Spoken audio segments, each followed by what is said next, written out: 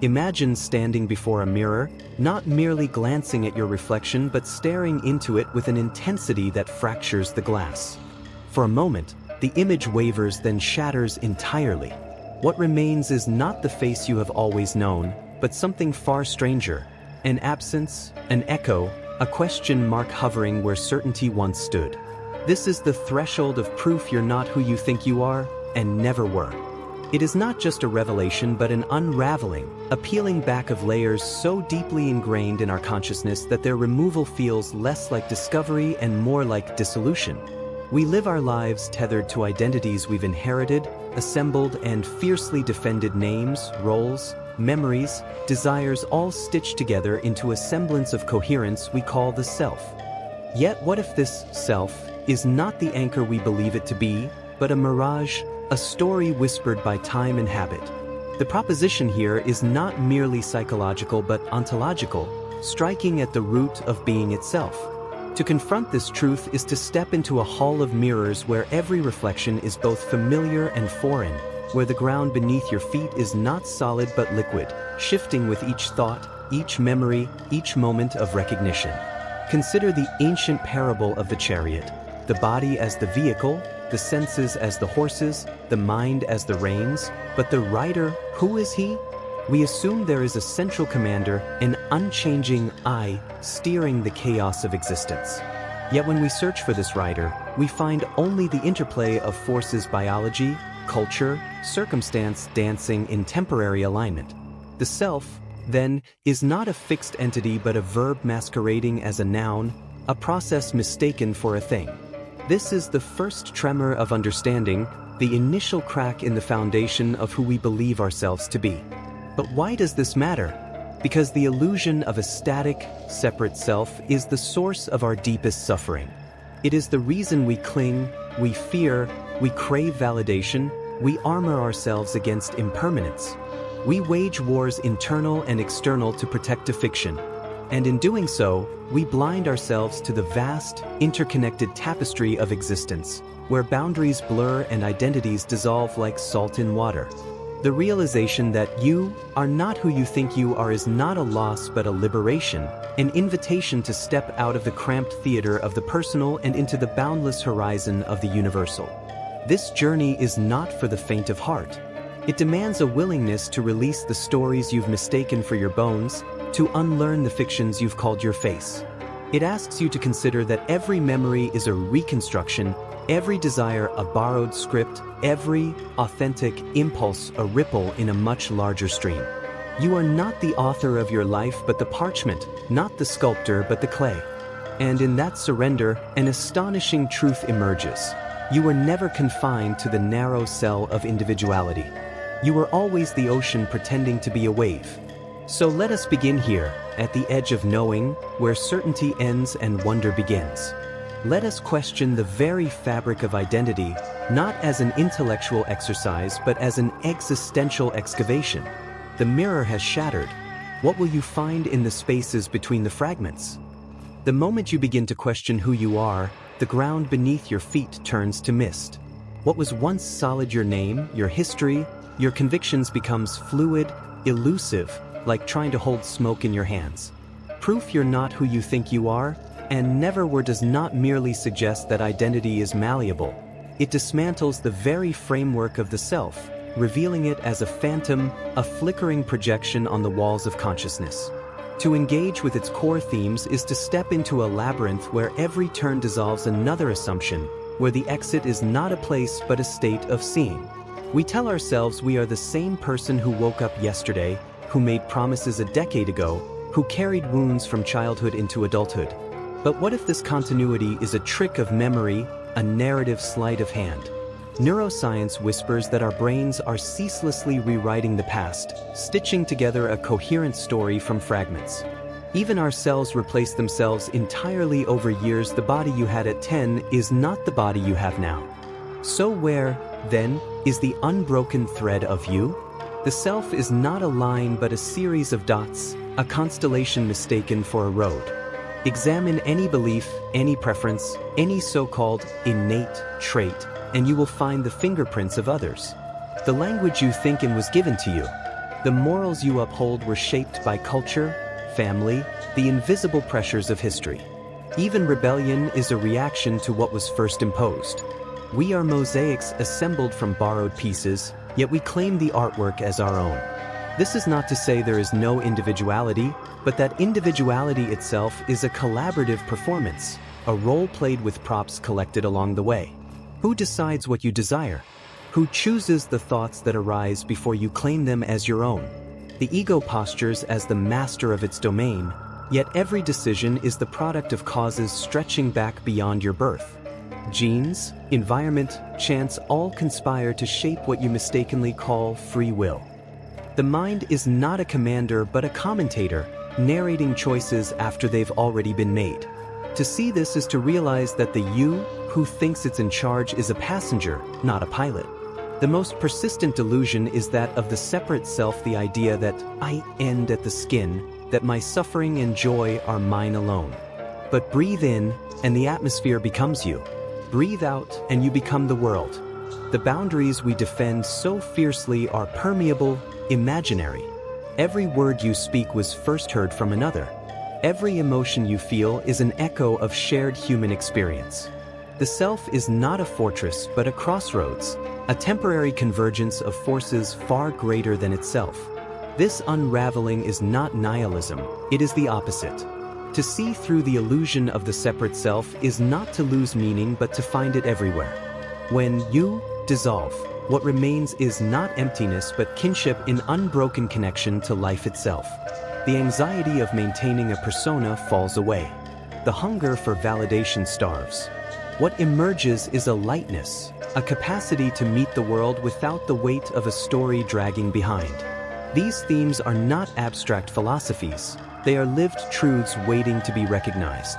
They do not ask for belief but for attention, for the courage to look directly at the machinery of identity and see it for what it is. A beautiful, necessary fiction, but a fiction all the same. There are truths too vast to be spoken plainly.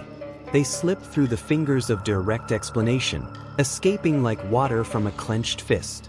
So we turn to myth, to allegory, to the language of symbols, where meaning unfolds in layers, where the mind is bypassed and understanding arrives as a slow, seismic shift in the bones.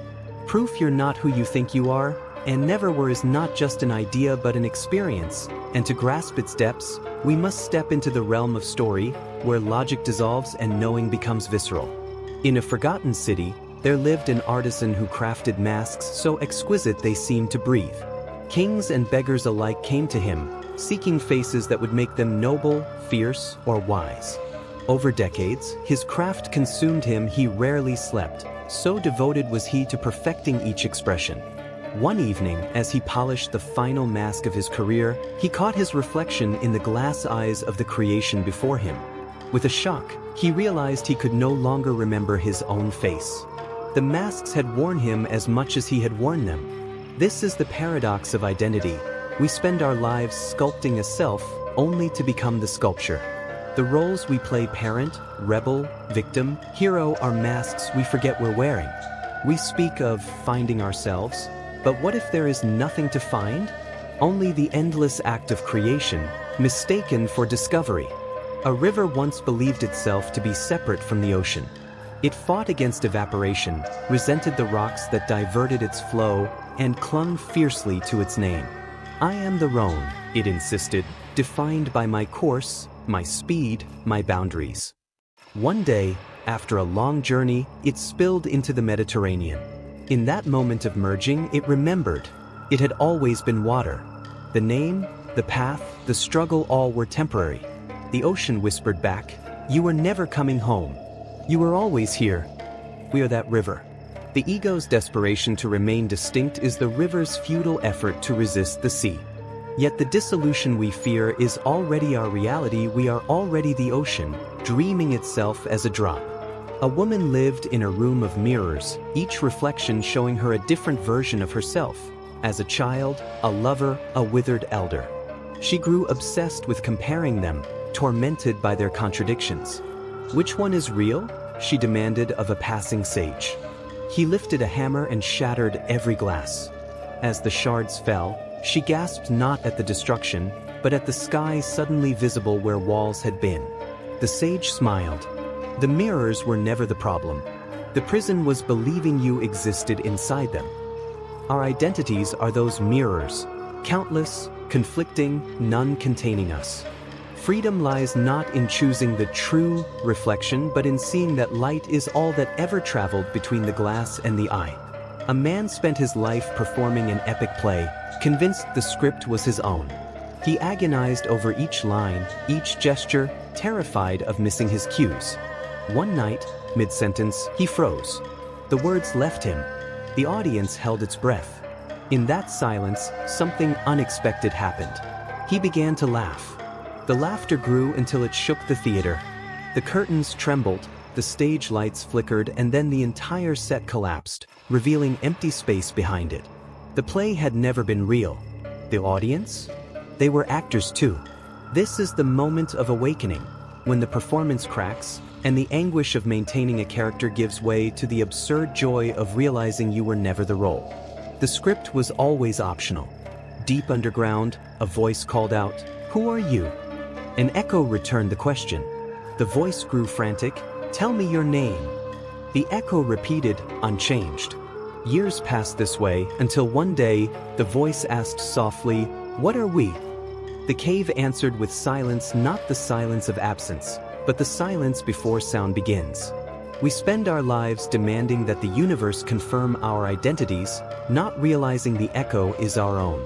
The moment we stop insisting on an answer, the question itself dissolves. These stories are not mere illustrations, they are lived truths in symbolic dress. They bypass argument and plant their seeds directly in the subconscious. To sit with them is to feel, not think, your way into the realization that the self is a story one you can put down. To grasp that the self is an illusion is one thing. To live as though it were true is another. The mind may nod in agreement, but the body still tenses when insulted, the heart still clenches at loss. The old habits of identity still whisper their familiar lies. How, then, does one walk through the world unburdened by a fiction so deeply ingrained it feels like gravity itself? The answer is not transcendence but embodiment, not rising above the human experience, but falling more completely into it, free from the weight of a false center. Watch a thought arise, say, a flare of anger at being overlooked. The old pattern is immediate, I am angry. But try instead, there is anger. This slight shift in language is seismic in effect. You are no longer the anger, but the space in which it passes. Apply this to all states. There is pain rather than I am hurt. There is ambition rather than I am ambitious. Gradually, the tyranny of I loosens. You begin to experience yourself not as the content of consciousness, but as the awareness that contains it. This is not passive detachment but active freedom, the difference between being trapped in a storm and standing on the shore, watching the waves without needing to name them yours. You will still play roles: parent, employee, friend, but now with the lightness of an actor who knows the costume is temporary. Notice how differently you speak at a family dinner versus a business meeting. The you, in each setting, is a performance tailored to context. Instead of resisting this as hypocrisy, embrace it as fluidity. The problem was never that we changed masks, but that we forgot we were wearing them. When a role feels constricting, ask, who would I be if this identity were taken from me? The answer is not emptiness, but possibility. The greatest practical fear is this: if there's no me in charge, how will I choose? But decisions still happen, just without the illusion of a central commander. Try this experiment. Next time you must choose between two options, pause. Instead of deliberating, listen. The choice will make itself, as rain falls without consulting the sky. You'll find that what you call intuition is simply the universe thinking through you. The less you claim ownership of decisions, the wiser they become. Every conflict is a collision of fictions. When someone insults you, they are insulting a character they helped create in their own mind, one that overlaps only loosely with your own self-story. Instead of defending the mirage, laugh at the absurdity. Two imagined selves, each outraged by the other's imagination. This doesn't negate love or connection, it deepens them. You no longer demand that others confirm your identity, so relationships become play rather than negotiation. All pain that isn't purely physical stems from the same error, the belief that this is happening to me. But without a solid me, what remains? Sensations still arise, but the secondary suffering, the why me narrative, dissipates. Chronic anxiety thrives on the assumption that there's a stable self to protect. Without that assumption, fear loses its grip. This isn't repression. It's the opposite, allowing pain to simply be, without weaving it into the myth of a suffering self. Here lies the secret. When you stop hoarding experiences as mine, the world becomes more vivid, not less. A sunset isn't beautiful because you see it. Beauty simply is, and you are the seeing itself. Conversations flow when you're not rehearsing your next line. Work becomes art when it's no longer a resume builder. Even time transforms without a self to protect or project. The present expands. You thought losing your identity would make life meaningless, but the opposite occurs. Life becomes too immediate, too saturated with aliveness to require meaning at all. This is the practicality of no self. Not a lofty philosophy, but a daily recalibration. You'll forget constantly, of course. The old habits will reassert themselves, a flash of possessiveness, a sting of pride. But each time you remember, the fiction thins. One day, you'll catch yourself mid-sentence, realizing you've been speaking of I out of mere linguistic convenience, with no felt sense of the lie.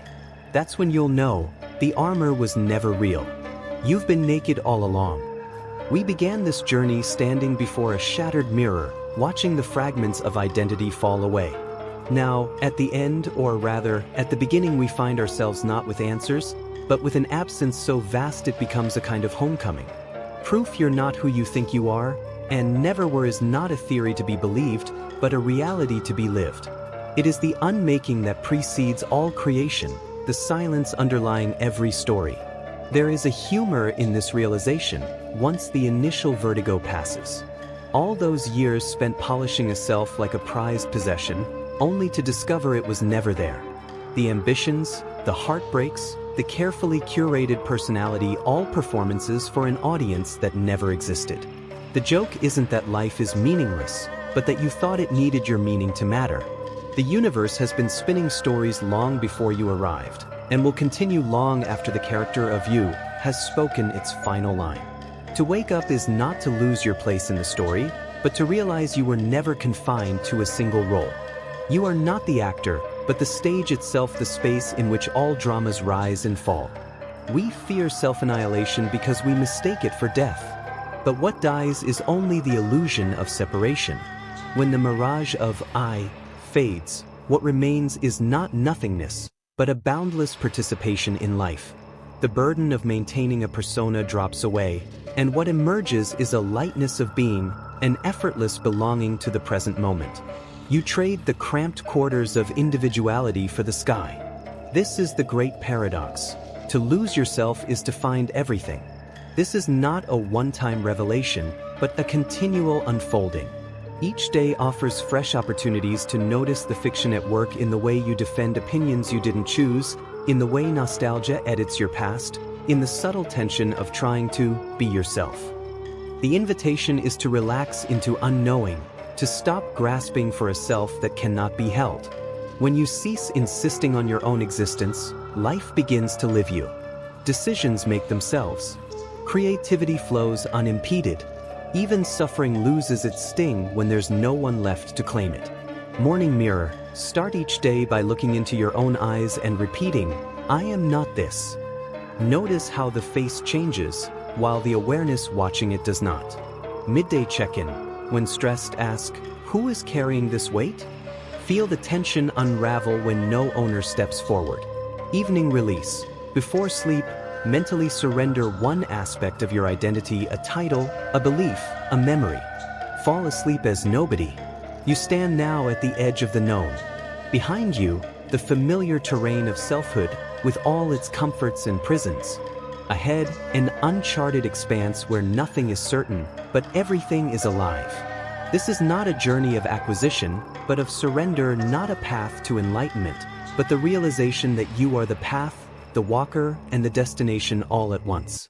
The call is simple: stop pretending. Stop pretending you are who you think you are. Stop pretending you were ever separate. Stop pretending there is someone to pretend. The mirror is broken. The stage is empty. The door is open. Walk through. If this exploration has resonated with you, if it has challenged, expanded, or shifted your understanding of identity, we invite you to engage further. Subscribe to stay connected with content that illuminates the unseen layers of existence. Like this video if it has sparked new perspectives within you, and share your thoughts in the comments below. Your insights enrich this collective inquiry.